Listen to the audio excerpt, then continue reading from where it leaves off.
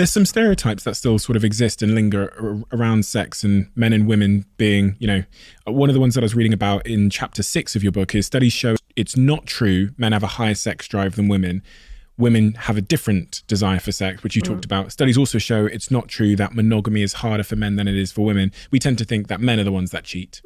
Exactly. Which has never made sense, because if we just pretend the world for a second was do the heterosexual equation, every time a man is having sex in a heterosexual world, so is a woman.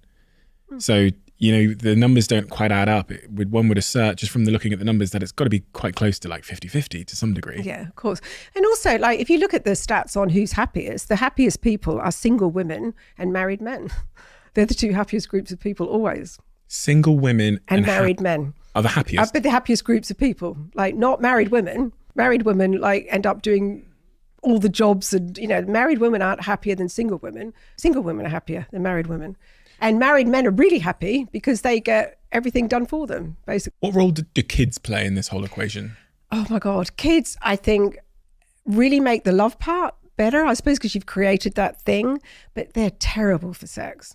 Terrible for sex. I mean, the minute the kids come along, you can kiss goodbye for sex for 5 years, really.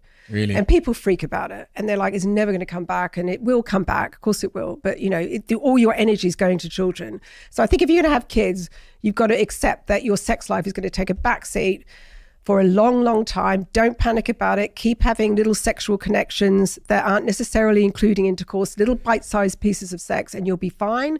But don't kid yourself that it's not going to change your sex life, because it will. Boy, will it.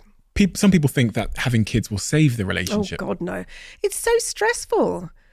I do not understand this. Every time I see somebody with a child, you only have to hang around children for about 2 seconds to realize how stressful they are.